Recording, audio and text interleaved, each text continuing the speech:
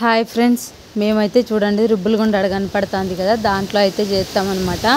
ఇంకా కొందరు అయితే గిన మిక్సీలో ఆడించుకుంటారు. మేమైతే గిన ఇట్లా గుండా బండలో అయితే రుబ్బుకొని చేస్తామన్నమాట. ఏదన్నా కూడా చట్నీ కానీ మసాలా కానీ బాగుంటుంది, బాగా టేస్టీగా కానీ ఉంటుంది అనమాట. మేమైతే ఇంట్లో మసాలా కానీ చట్నీ కానీ చేయాలంటే ఇట్లా రుబ్బులగుండ కింద అయితే చేసుకుంటాం అనమాట. ఇంకా మీ సైడ్ ఎట్లా చేస్తారో నాకైతే కామెంట్ చేయండి. ఇంకా మా చెట్ల కాడికైతే వచ్చినాం చూడండి. ఇవైతే ఇంటి ముందర ఇంకా మునుగు చెట్టు, మందారం చెట్టు ఉంది, కొన్ని కనకాంబరాల చెట్లు ఉన్నాయి. ఇవైతే పూలగడ్డలు బాగా తెల్లగా ఉన్నాయన్నమాట.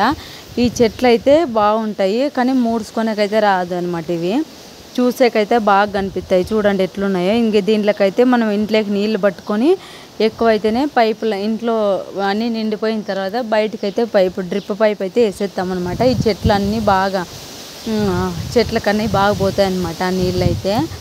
ఇంకా చూడండి ఈ చెట్లు ఎంత బాగున్నాయో. ఇంకా అరిటాకుల్లో అయితే తింటా అంటే మేమైతే అరటి చెట్లు కూడా ఈ మధ్య అంటే నీళ్ళు లేక సరిగ్గా వాడిపోయినాయి, కానీ కొట్టేసినాం. అరటి చెట్లు ఉండకూడదు అన్నారా, కానీ మేమైతే గిన రోజు ఒక అరటాకు బిక్కొని అన్నం తింటాంటాం. దాంట్లో అయితే చాలా టేస్టీగా భలే ఉంటుంది అనమాట.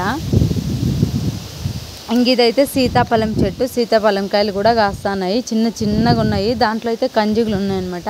ఆ కంజుగులు కొరుకుతాయనేసి నేనైతే మీకు దూరం నుంచినే చూపిస్తాను.